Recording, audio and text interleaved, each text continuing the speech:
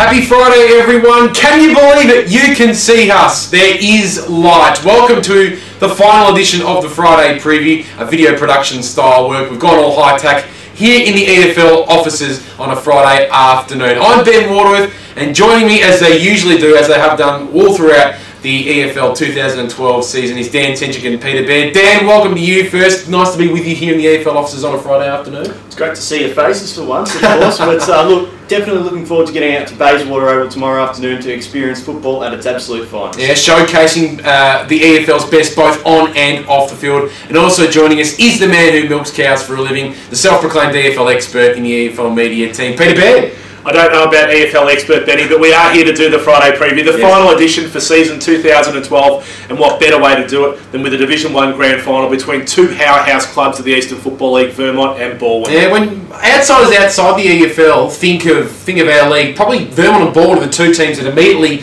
come to mind, particularly over the past 5 years, because these two teams have been very successful. Daniel Cencic, let's have a look at the Vermont Football Club shooting for their 20th EFL Premiership. A remarkable record, one of the most successful across all Australian local leagues. 20 out of 51 they'll make it in the EFL if they're able to get up on Saturday afternoon. They must be feeling pretty good because they've had a pretty good, damn good final series. Oh, they certainly have. And Vermont, very successful club in the Eastern Football League, having been in their trophy room in the last couple of weeks. Did you bring your sunglasses? Yes, I did. I had the shades on as always, but I made a special effort to take the shades on that occasion. But look, having been in the trophy room, I'm not sure they can fit too many more in, so they might have to invest in a new trophy cabinet should they win this weekend. But look, Vermont in the finals they expect, there's no doubt about it. And as you say, they've had an absolutely fantastic final series. They had the week off, of course, so that's given them a chance to kind of freshen up players like Mullet, who was under a bit of an injury cloud a couple of weeks ago. But one of the main players I want to talk about is Jared Dalton. What a fantastic player he is. Whether he's going to start forward or back's probably a question mark, but if he starts forward, he might end up matching up on Rod Crowe,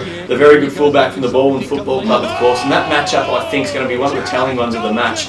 When you've got such a great fullback and such a great forward going head-to-head. Grand final footy at its absolute finest. But this midfield battle is the most intriguing one, I think. Daniel Mendez through the midfield a couple of weeks ago against Scoresby was absolutely fantastic. I think you were talking to Chris Barlow beforehand. He reckons he's probably been close to the player of the final series so far, and he big raps on him. Certainly, yeah. He's had a fantastic final series. With Ryan Mullet out of the side that day against Scoresby, he was able to really stand up, and Nathan Henley was no different as well. He really stood up on that day, so it'd be interesting to see if those blokes can stand up this weekend as well. Frosty, time to have a look at the mighty Balwyn Tigers, the MBTs, as they have become known over recent years. A great story. They finished fourth and they've beaten everyone beforehand so far. If they beat Vermont on the weekend, it means they would have had to have beaten every single team in that top five besides themselves, obviously. Balwyn will certainly put up a good show on the weekend, you'd think. They might go into the game as underdogs this weekend, Benny, but I give them every chance in this game. They've been fantastic throughout the final series. They just seem to be rolling along and just gaining momentum week in, week out. You look at them in the first week of the finals, they came up against the reigning dual premiers, Noble Park. They disposed of them. A week later, they knocked off the runner-up from the last 2 years in Scoresby. And last weekend against Norwood, the team that won the minor premiership this year. They're just rolling along with so much momentum going into the final series. First-year coach Daniel Donati's got this team absolutely playing a fantastic brand of footy. They're very attacking in the way they go about their business. They love running the ball out of defence through guys like Stevie Kenner, through their midfield when you've got players like Ryan McMahon, Shane Tregear, Ben Harris through there, and their forward line's got so many options. Jeff Goebbels has had a super year at centre half forward. You've got Luke Barker at full forward. You've got small crumbing players that love to get around their feet. I just really think this is a really balanced Balwyn side, and we all know how successful first-year coaches are at the Balwyn Tigers. 4 of their last 5 premierships have been won by first-year coaches. Another first-year coach there in Daniel Donati this year. Balwyn, I reckon they're a bit of a smoky, but I actually go so far as to say they're every opportunity in this game. They're a bit of a smoky. Lots of people you asked during the EFL and the EFL circles and the EFL media team, everyone's pretty split on how this game might go. Let's have a look at the two captains on both sides. Let's start with Ryan Mullet, gentlemen. Ryan Mullet has had an outstanding season, arguably the odds-on favourite for the Chandler medal in season 2012. Frosty, what makes him such a good player? Why is he so hard to match up on and stop? What makes him such a good player is the fact that he gets tagged week in, week out, but he just continues to dominate and lead this Vermont side. Just leads by example. He cuts up sides with his run and carry. He's got such a damaging kick on him as well. He can kick goals from 50 metres out and beyond. We've seen a couple of times this year him take the ball straight from centre clearances, break the lines, run to 50-metre arcs and put the goal through on the board.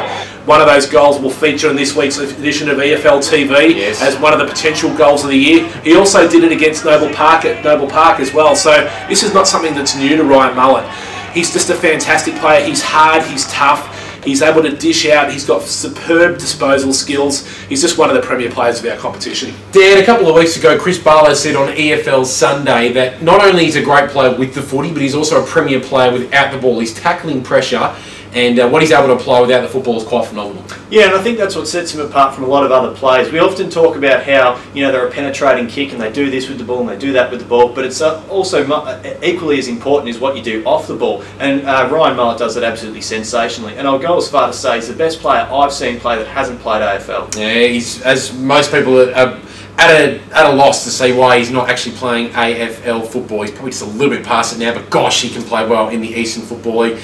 Our second captain we're going to have a look at, and arguably Balwyn's best player in season 2012, is Rennie Gilchrist. Everyone that you talk to at the moment about Rennie Gilchrist, everyone thinks that this guy is an absolute star. He's the youngest captain in Division 1 at the age of 23, but he handles himself with the utmost professionalism and class. We talked to him on the huddle a couple of nights ago, Frosty. This guy just oozes professionalism. He does, and for a player that is so young, he is only 23 years old, he's the spiritual leader now of this Balwyn Football Club. Daniel Donati's invested in him, the leadership of the playing group, and he leads them by example. You don't need to go out to SEM Park on a Tuesday or Thursday night and watch how hard he trains.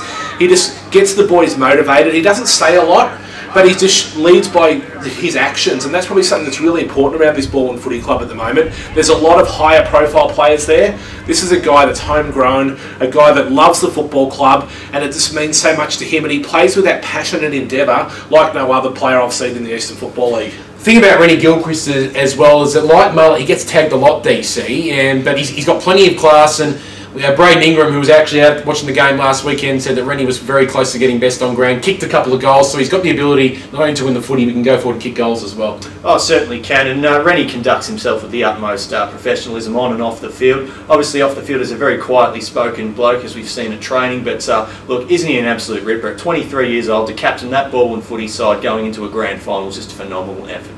Righto, gentlemen, let's put our prediction caps on right now. Balwyn and Vermont, arguably the two best teams in the Division 1 competition at the moment. Dan, how do you see this one going? I know you've had a good look at both teams. You've been out to both clubs during the week as well. How do you see this one going? Well, it's a real shame there has to be a loser this Saturday afternoon, because both clubs are just filled with absolutely fantastic people. I've spoken to all sorts of people from both clubs. Look, don't sit on the fence here, Dan. I'm not going to sit on the fence at all. I was getting to the crux of it, but yes.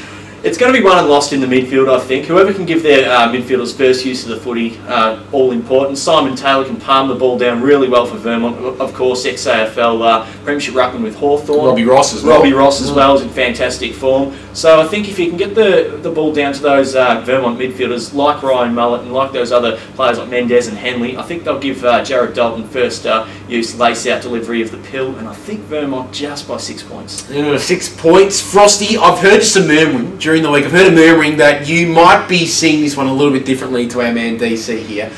The Tigers are in good form, and are you right on their bandwagon? They've gone a long way to try and sway me, but I'm sticking with Vermont. I reckon Vermont are nearly a sure thing to get up and win. I think their start to games this year has been fantastic. They might put enough of a lead on the board early in this one that no matter how hard Balwyn come at them in the final, in the second half, and don't worry, Balwyn will come. Their fitness has been great. They've read out games really well. I think Vermont will be able to hold on. I think Vermont will win by 23, 24 points in that margin. I'll go so far as to say, if Balwyn knock them off, I'll shave off my goatee. Wow, that is saying something, and you've seen all the graphics throughout the year. Peter Baird's goatee has not left his face whatsoever. Personally, just for the record, I think Vermont as well. You mentioned the two ruckmen, Robbie Ross and Simon Taylor. Born of Nick Smith, as well. He's been in great form. Ben Turner's that second ruckman, but I reckon the Eagles hold a massive advantage in the ruck on the weekend. And if they can, as you said, palm the ball down to Mendes and to Mullet, that might go a long way as to seeing the Eagles get up. So we're unanimous, the Eagles to win, but gosh, we think that Balwyn will put up an excellent fight. Gentlemen, it's been fantastic to go through the entire year with you here at EFL House on a Friday afternoon. Good to finish it off in getting our faces on the camera, but it's been great. Dan Cencic, thanks for a great year, and we'll see you out at Bayswater Oval on Saturday. Yeah, can't wait. It's going to be absolutely sensational. And Frosty, time of year to head back on a Friday night just before you head out to Bayswater Oval tomorrow. Got to go and milk those cows, so make sure you do that with absolute class, and make sure you present yourself with plenty of class tomorrow at Bayswater Oval. I'm looking forward to it, mate. Looking forward to getting out there and showing you why special comments are called special. Oh my gosh. Make sure you tune in to 98.1 Radio Eastern tomorrow, but of course you can stream us on efl.org.au right on this very website, as well as the Fox Sports, Herald Sun and Sporting Pulse websites. That's it. We're done for season 2012. Hope you enjoyed the New Look Friday preview. Hope you enjoyed the even more New Look Friday preview this afternoon in terms of the video format. We're done, and as a wise man once said, stick a fork in us, we're done.